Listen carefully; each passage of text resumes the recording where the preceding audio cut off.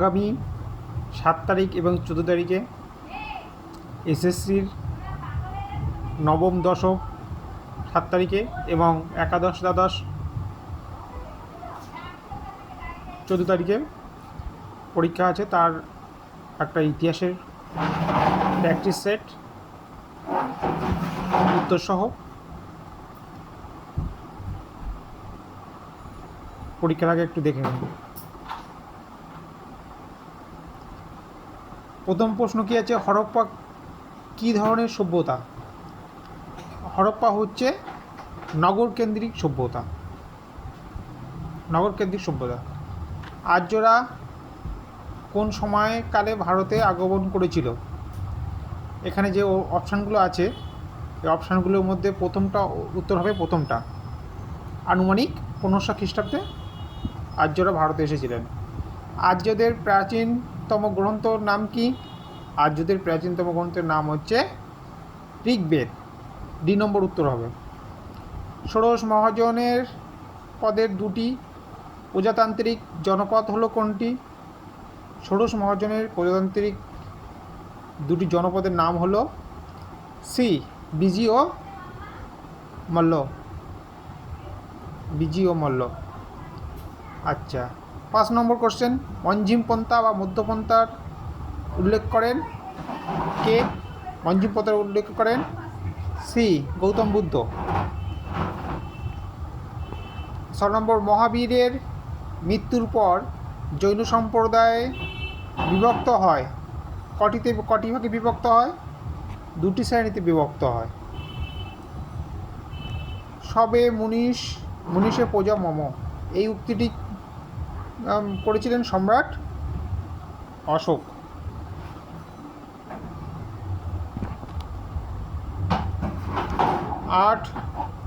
8 আছে কি আছে, সমুদ্রগুপ্ত কে কবিরাজ বলা হয়? কে কবিরাজ বলেছিলেন? সমুদ্রগুপ্তকে কবিরাজ বলেছিলেন সি, মানে কোথায় বলা হয়েছিল? এলাহাবাদ প্রশস্তিতে সমুদ্রগুপ্তকে কবিরাজ এই উপাধিটিতে পাওয়া যায়। আচ্ছা, বাংলার প্রকৃতি পুঞ্জ দ্বারা নির্বাচিত রাজা কে? প্রথম রাজা নির্বাচিত রাজার নয় হচ্ছে এ গোপাল। তারপরে 10 নম্বর প্রশ্ন, ইবন বতুতা কার সময়ে ভারতে আসেন? 10 নম্বর প্রশ্নের উত্তর হচ্ছে এ মোহাম্মদ বিন তুগলকের সময় ভারতে আসেন। 11 নম্বর প্রশ্ন কী আছে, ভারতের দাস বংশ প্রতিষ্ঠিত হয় কত সালে? 11 নম্বরের হচ্ছে সি 1206 সালে। 12 নম্বর প্রশ্ন কী আছে, সুলতানি যুগের মহিলা শাসক কে ছিলেন?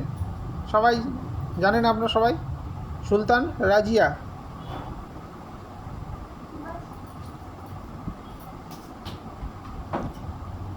পরীক্ষার আগে একবার ভালোভাবে এগুলো ঝালিয়ে মানে একবার ম্যারাথন প্র্যাকটিস হয়ে যাচ্ছে আপনারা সবাই জানেন। আর একবার দেখে নিন, কত খ্রিস্টাব্দে খলজি বিপ্লব ঘটেছিল? ডি 1296। 14 নম্বর প্রশ্ন কী আছে, আলাউদ্দিন খলজির শাসনকালের সামরিক বাহিনীর শীর্ষে সুলতানের সহকারী হিসাবে কে ছিলেন? 14 নম্বর প্রশ্নের উত্তর হবে এ আরজিই মামালিক।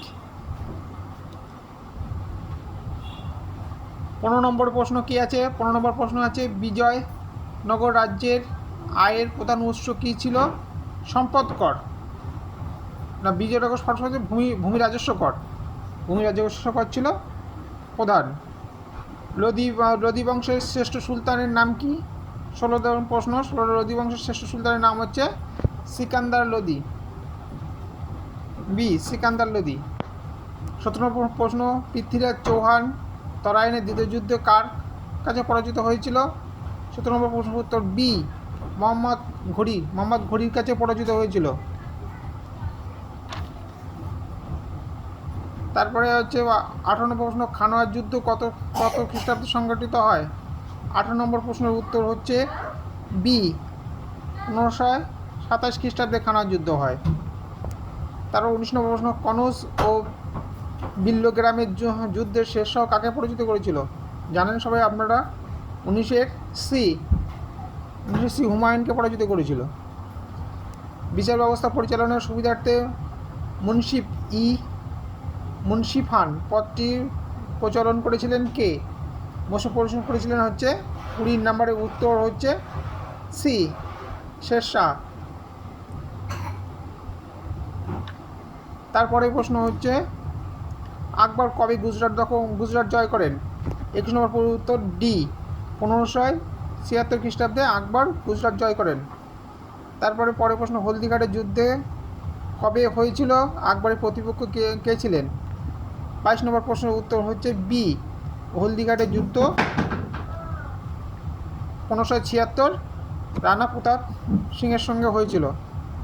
23 নম্বর প্রশ্ন আকবরের 5000ই মনসবদারের মাসিক বেতন কত ছিল? মানে বেতন ছিল হচ্ছে 30,000 টাকা। আকবরের ধর্মনীতির প্রধান অঙ্গ সুহল ইকুল বলতে কি বোঝায়? বলতে বোঝায় সর্বধর্ম সমন্বয় সাধন। জাহাঙ্গীর কেন পঞ্চম শিখ গুরু অর্জুনকে দণ্ডিত করেন? তার কারণ হচ্ছে বিদ্রোহী খুসরুকে আশ্রয় এবং অর্থ সাহায্য করার জন্য। বি, উত্তর হবে বি। পরের প্রশ্ন ময়ূর সিংহাসনের নির্মাণ করেছিলেন কে? আপনারা সবাই জানেন ময়ূর ছিলেন শাহজাহান। পরের প্রশ্ন কে হচ্ছে ঔরঙ্গজেব যে নীতির জন্য মোগল সাম্রাজ্যের পতন ত্বরান্বিত হয়েছিল সেটা কি হচ্ছে? সেটা হচ্ছে ডি, 27 ডি। উপরে সবগুলোই হবে।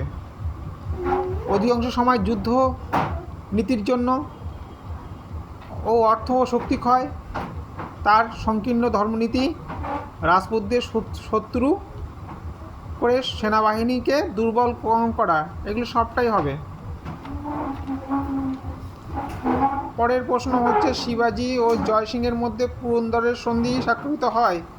পুরন্দর সন্ধি স্বাক্ষরিত হয় 1665 খ্রিস্টাব্দে। সিরাজদৌল্লা সঙ্গে ইংরেজ কোম্পানি 1757 খ্রিস্টাব্দে ফেব্রুয়ারিতে কোন সন্ধি স্বাক্ষর করেছিল? আলীনগরের সন্ধি স্বাক্ষর করেছিল। 30 নম্বর প্রশ্ন কি আছে? নবাব মীর কাসিমের সঙ্গে ইংরেজদের সংঘাতের কারণ হলো কি? সংঘাতের কারণ হলো সবগুলোই কারণ ছিল। বাণিজ্যগত কারণ ছিল, কোম্পানির কর্মচারীদের উদ্ধত্ত ব্যবহার, সার্বভৌমত্বর উপরে আঘাত করেছিল। এগুলো সব কারণের জন্যই নবাব মীর কাসিমের সঙ্গে ইংরেজদের একটা সংঘাত হয়েছিল। তার জন্য সে বাংলা থেকে রাজধানী বিহারে স্থানান্তর করেছিল, বঙ্গে। আচ্ছা, পরবর্তীতে প্রশ্ন কি আছে? 1770 খ্রিস্টাব্দে 76 মন্বন্তরের সময় বাংলার নবাব কে ছিলেন? 1770 খ্রিস্টাব্দে বাংলার নবাব ছিলেন ডি, নজম-উদ-দৌলা। ভারতের সম্পদ বিদেশে বহির্নির্গমন ড্রেন্থ অফ ওয়েলথ বলেছিলেন কে?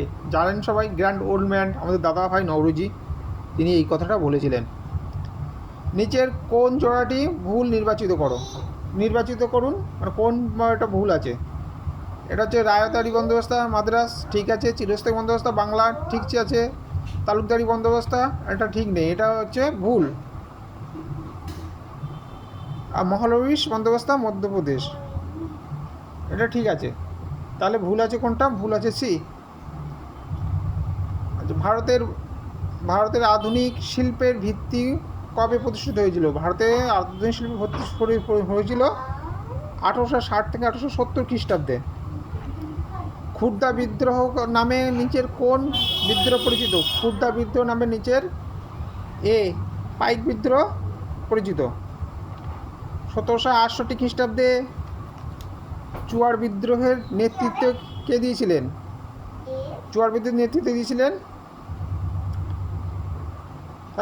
বি জগন্নাথ ধল।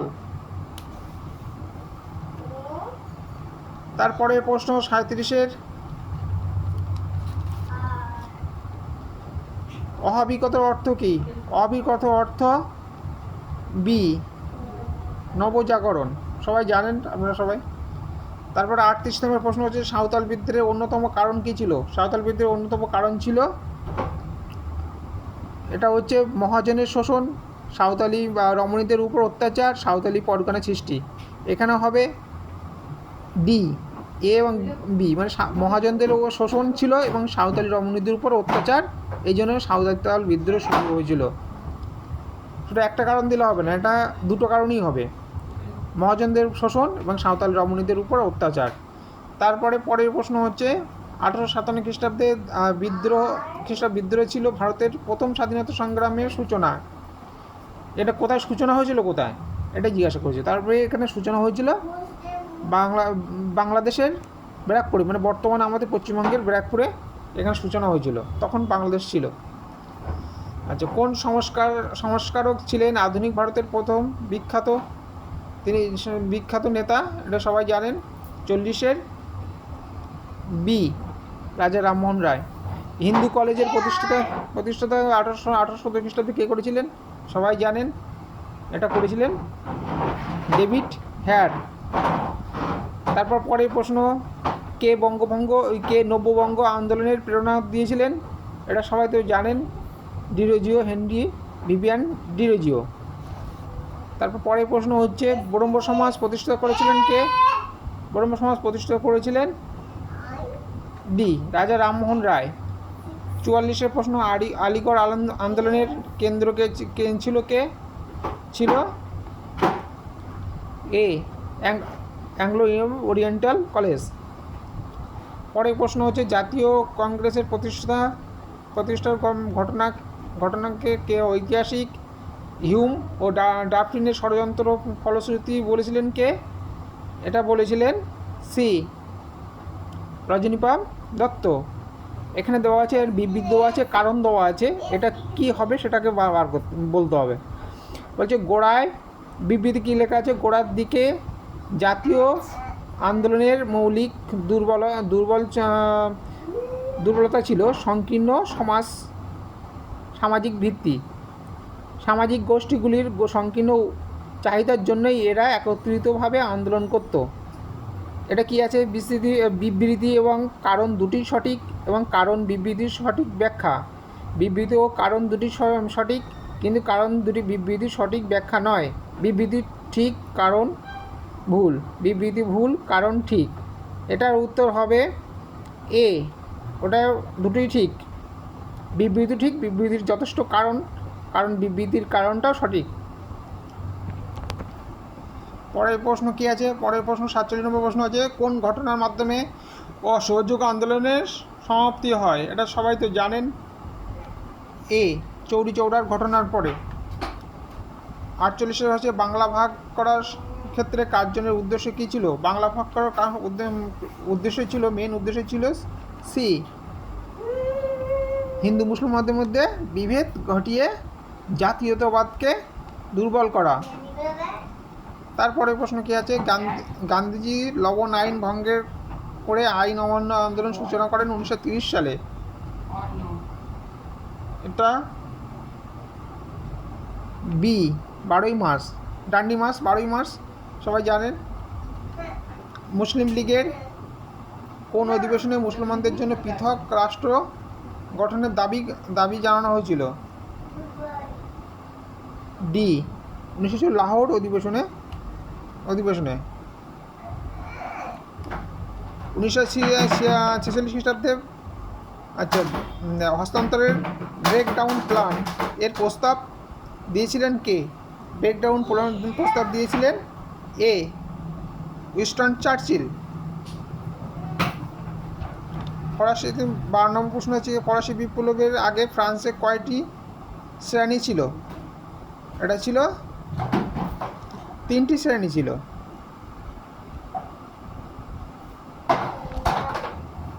তারপরে প্রশ্ন কি আছে, ফ্রান্সের সন্ত্রাসের শাসনের অবসান ঘটে কার কার মৃত্যুর পর? এটা হচ্ছে এ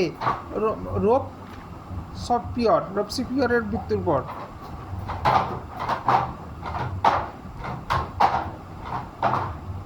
নেপোলিয়ন ফ্রান্সের শাসন ক্ষমতা দখল করেন কত সালে দখল করেছিল? এটা হচ্ছে 1794 খ্রিস্টাব্দে দখল করেছিলেন। ভিয়েনা সম্মেলনের কবে কোথায় অনুষ্ঠিত হয়েছিল? ভিয়েনা সম্মেলন অনুষ্ঠিত হয়েছিল 1815 খ্রিস্টাব্দে অস্ট্রিয়ার রাজধানী ভিয়েনাতে। ইউরোপের ইতিহাসে কোন সময়কালকে মেটার্নিকের যুগ বলা হয়? তাকে বলা হয় সি। 1815 থেকে 1848 খ্রিস্টাব্দে সাল পর্যন্ত ওটাকে বলা হয় মেটার্নিকের যুগ। তারপরে রিসার্জিমেন্ট বা নবজাগরণ এর লক্ষ্য কী ছিল? এর লক্ষ্য ছিল বিদেশিদের সাহায্যে ইতালিতে ঐক্যবদ্ধ করা। ইংল্যান্ডে প্রথম কেন শিল্প বিপ্লব হয়? এটা তো জানেন সবাই। শিল্প বিপ্লবের কারণ হচ্ছে মানে এইগুলো সবগুলোই কারণ হবে উন্নত বৈজ্ঞানিক আবিষ্কার, উন্নত যোগাযোগ ব্যবস্থা, দক্ষ শ্রমিক, বিপুল যোগান, এগুলো সবই জন্যই এটা হয়েছে। পরে প্রশ্ন, 1917 খ্রিস্টাব্দে গঠিত সোভিয়েত রাশিয়ার সরকারের রাষ্ট্রপতি ও বিদেশমন্ত্রী নিযুক্ত হন যথাক্রমে কে নিযুক্ত হয়েছিল? লেনিন ও টটস্কি। পরের প্রশ্ন, দ্বিতীয় বিশ্বযুদ্ধে 1939 থেকে 1945 খ্রিস্টাব্দের কোন দুটি প্রধান জোট একে অপরের বিরুদ্ধে যুদ্ধ করেছিল? সবাই জানেন এটাকে মানে মিত্রশক্তি আর হচ্ছে অক্ষশক্তি, এটা তো সবাই জানেন। ঠিক আছে, ধন্যবাদ এত সময় সঙ্গে থাকার জন্য, ভিডিওটি দেখার জন্য। সাবস্ক্রাইব করবেন এবং লাইক শেয়ার করে দেবেন যেন অন্যদের দেখতে সুবিধা হয় এবং তাদের অনেক উপকৃত হয়।